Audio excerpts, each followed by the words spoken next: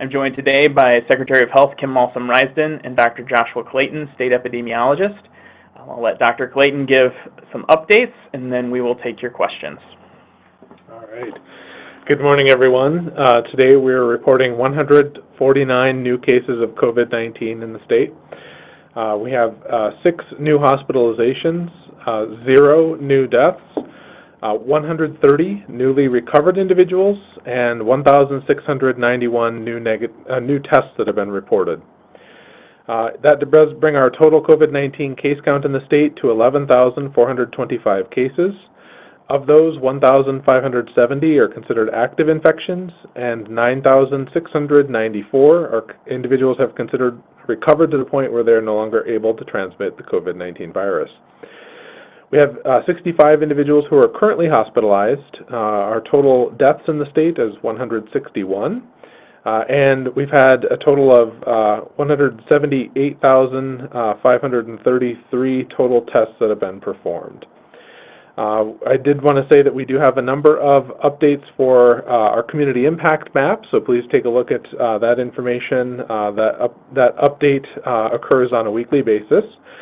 And then as far as some of our cluster updates, one of the things that I wanted to call your attention to is the COVID-19 cases within South Dakota K through 12 schools, as well as colleges, universities, and technical colleges.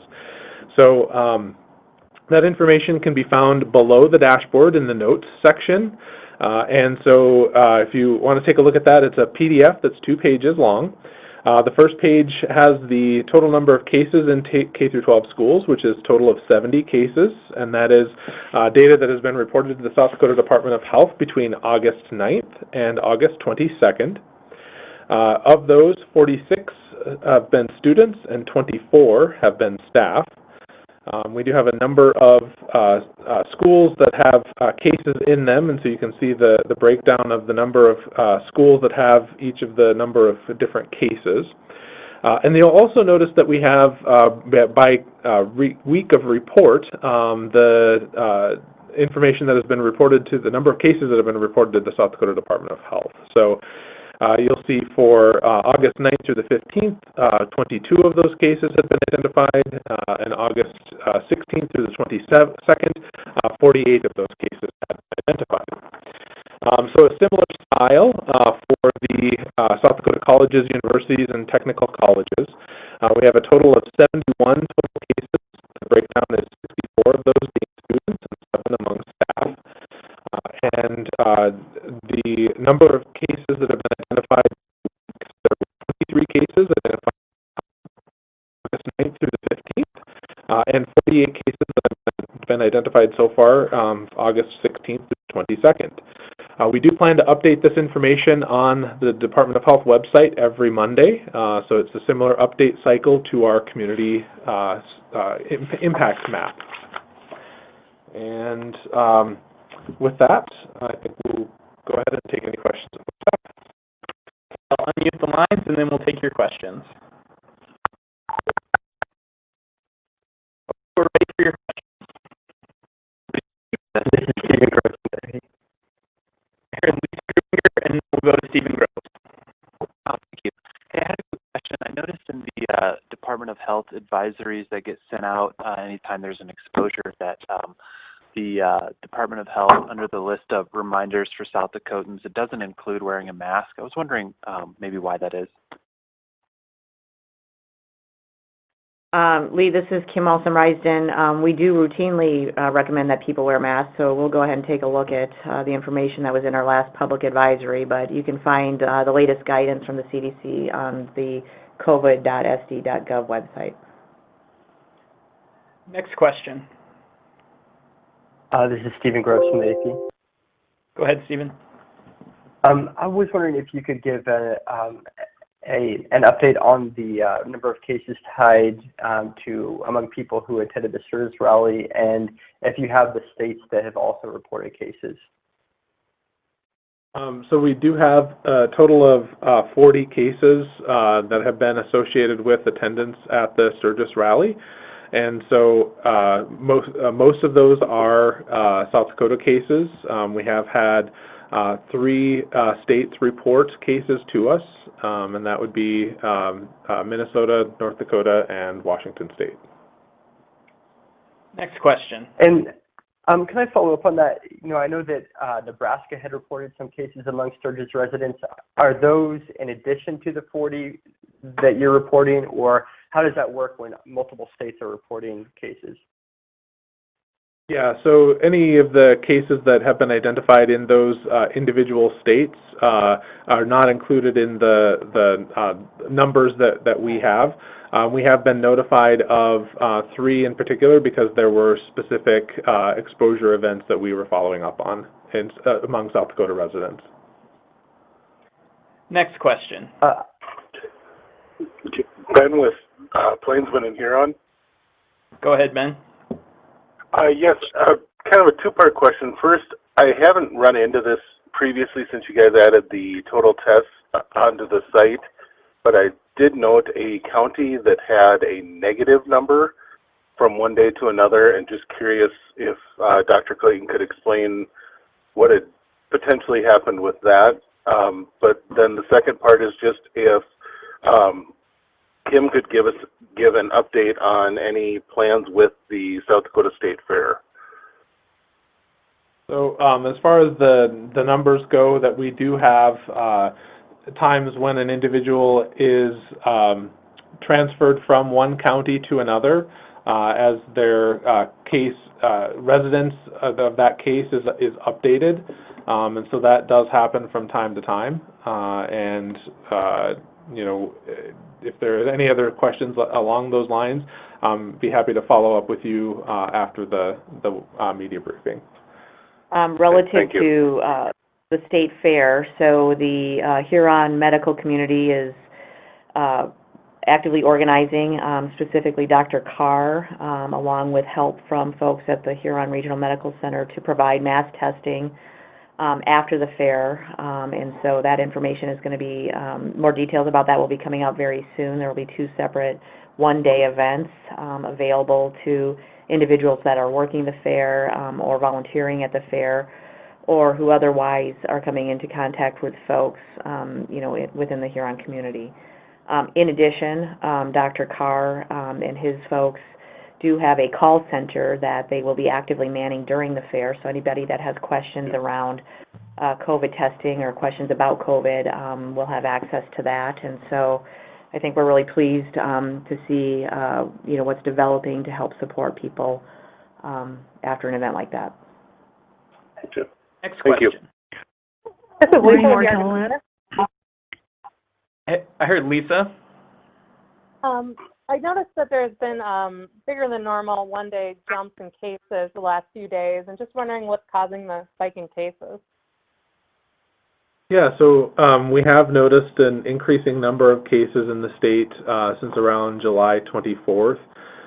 You know, what we know is that some of that is associated with certain population groups that may be more active, and so part of that is or part of what we're seeing, I should say, is increasing proportion of cases coming from the Sioux Falls metro area, as well as among those who are aged 20 to 29 years, which is similar to kind of the increases that had been reported in southern and western states that I think may have been part of the increasing number of cases that they had seen in past weeks. And can I just follow up on that? I just want to follow up. So the last time we had numbers like this was back in May, and you know, we had restrictions in the state, in parts of the state at that point. Is the state going to do any sort of restrictions if the numbers increase again? Well, Lisa, I think this is Secretary Melson Rice, and I think the other thing that we're paying attention to is the rate of hospitalization. And so, you know, we've talked since the beginning that the vast majority of people that have COVID have mild or maybe even no symptoms, and so it isn't disruptive to them from a health perspective.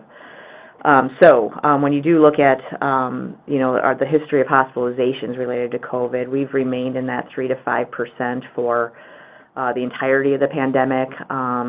Today we're reporting 65 people in the hospital. That's out of 2,400 hospital beds in the state. And so I think it's important that as we continue to look forward that we keep some of that other data in mind as well. In addition, our just level of recovery, which kind of goes along with the hospitalization data, has been very strong. And so we're pleased to see that as well. Next question. This is Morgan at the regional. Go ahead, Morgan. Is the number 40 cases that you gave earlier, is that just people from out of state that have reported back to the South Dakota Department of Health, or is that like including South Dakota cases that are related to the Sturgis rally that you've seen? So that is primarily South Dakota residents that have been identified through our case investigations. We have had 3 of those 40 cases that have arisen or we've been notified about from other states, and that is because there was some exposure event that we were following up on in relation to those 3 other cases. So the 3 would be one each from the states you mentioned, Minnesota, Washington, and North Dakota. Correct. Okay.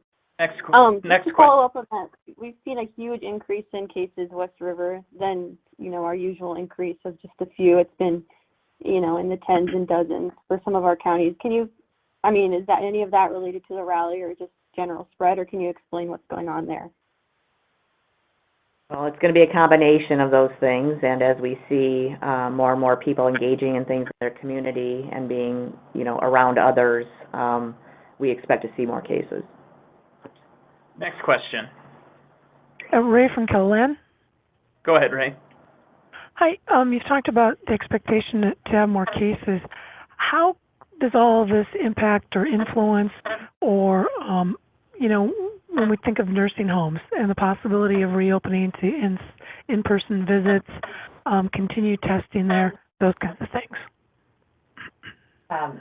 Ray, you bring up a good point, and that is, the response and the need to continue to make sure that we're protecting vulnerable people. Of course, the nursing home population would be certainly a vulnerable population, and so we are continuing our sentinel testing of both residents and staff. That, again, is that small number of random testing of asymptomatic people every week so that we can get on top of any potential COVID cases that we don't know about.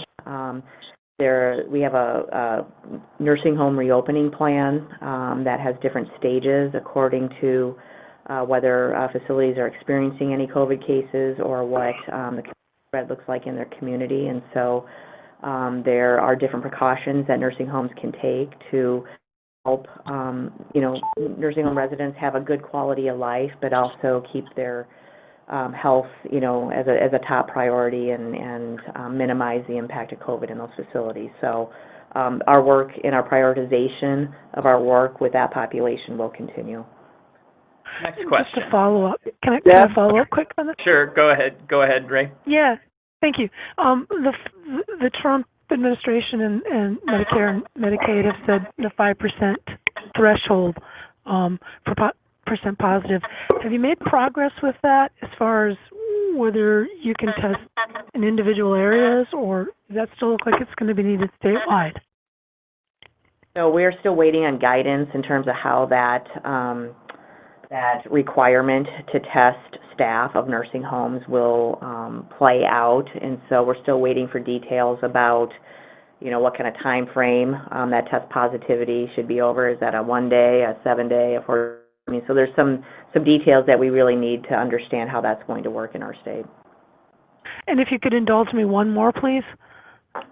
Sure.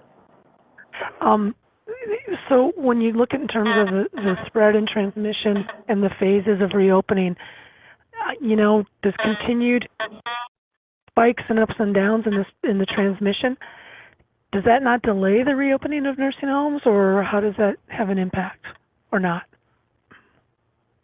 Well, the community impact map is updated on a weekly basis, and so that reflects the data of the prior week. So that does help with a daily fluctuation so that, entities like nursing homes have an ability to kind of plan at least on a weekly basis because the map is updated in that time period.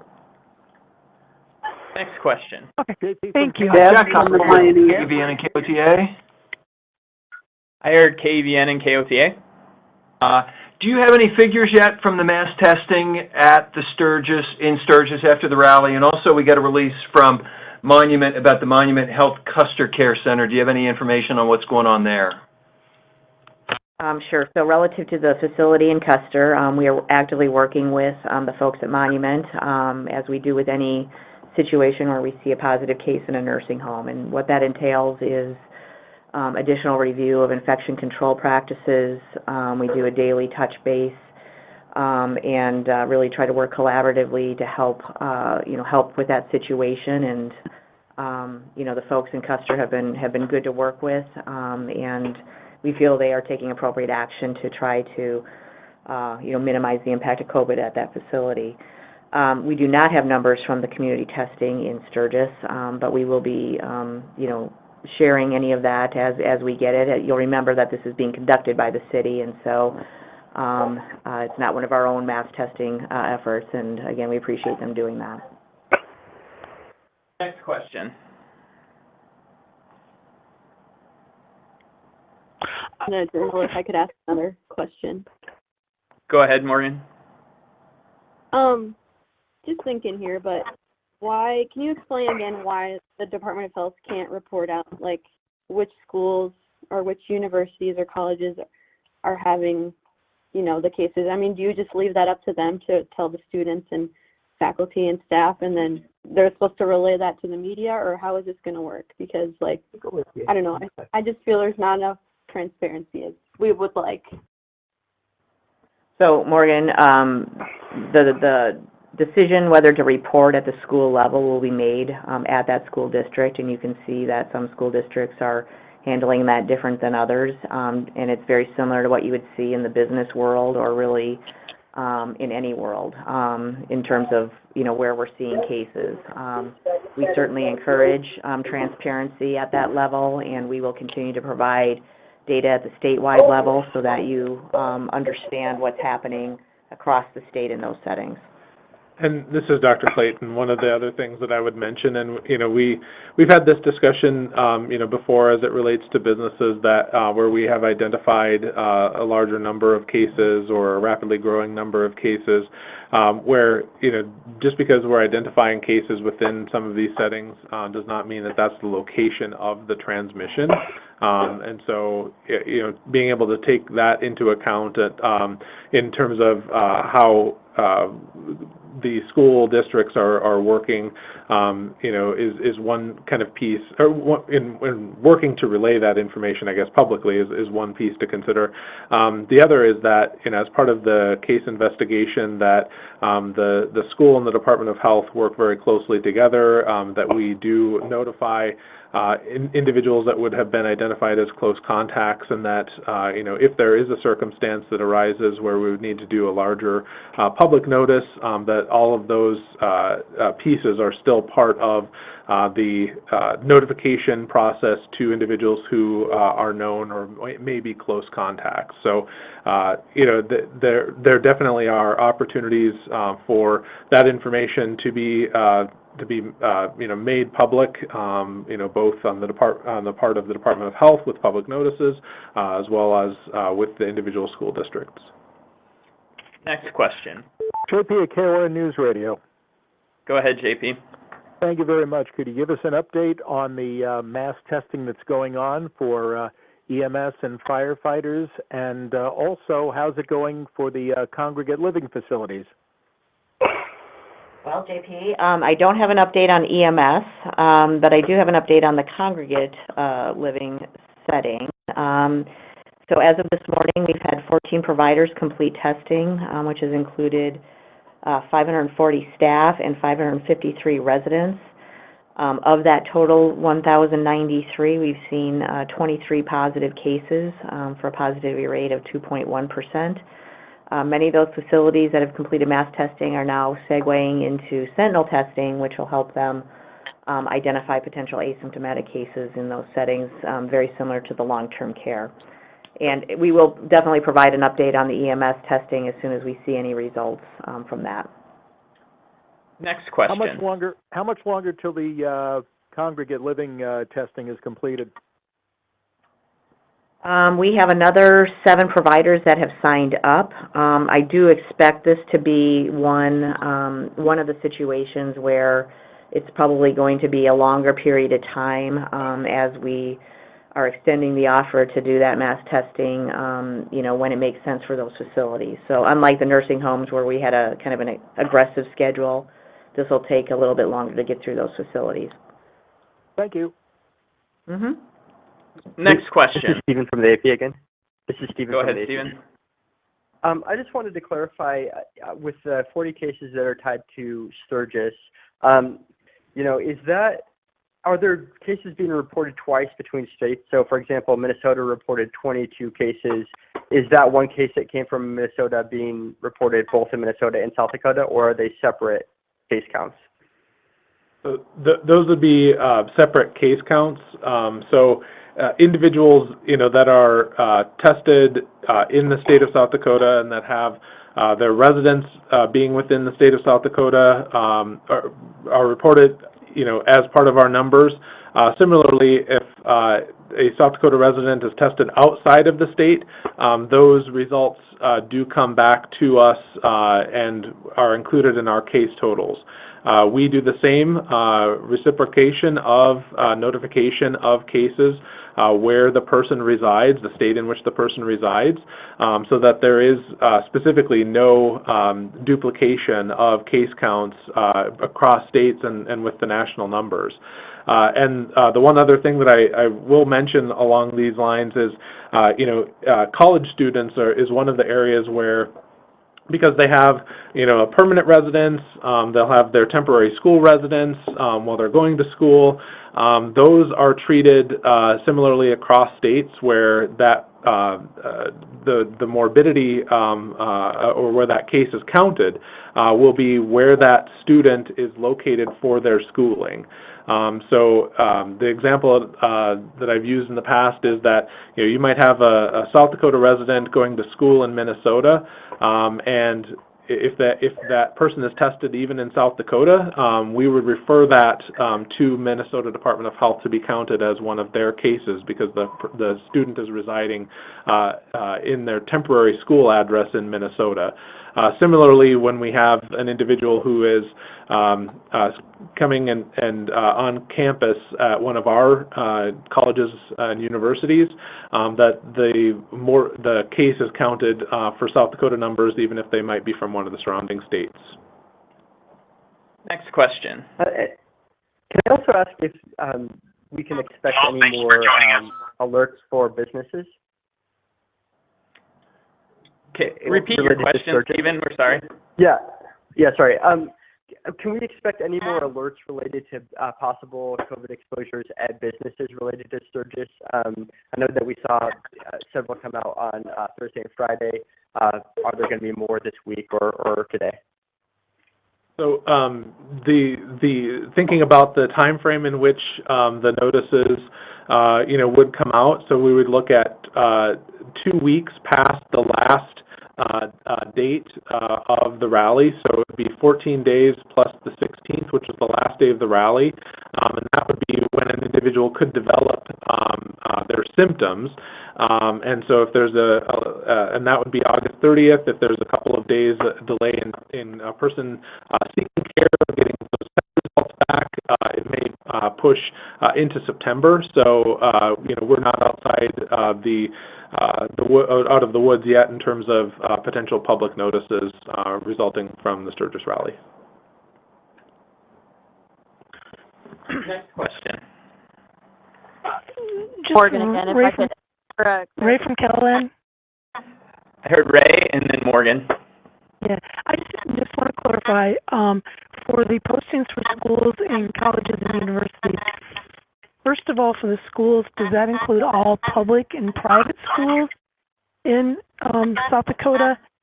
And the same for the universities, that's all accredited, all private and public campuses?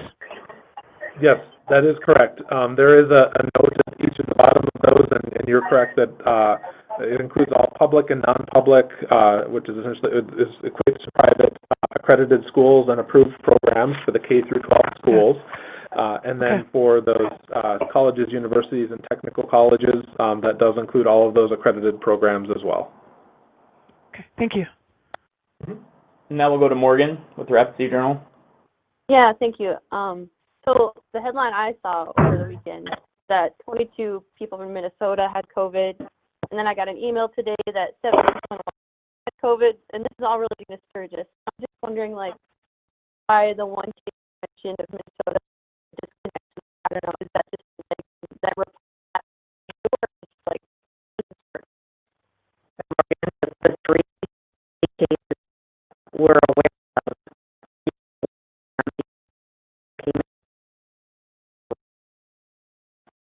Other people from other states that didn't have close contacts identified amongst our children. So that's the difference. Okay, thank you. You're welcome. All right, we have time for one final question.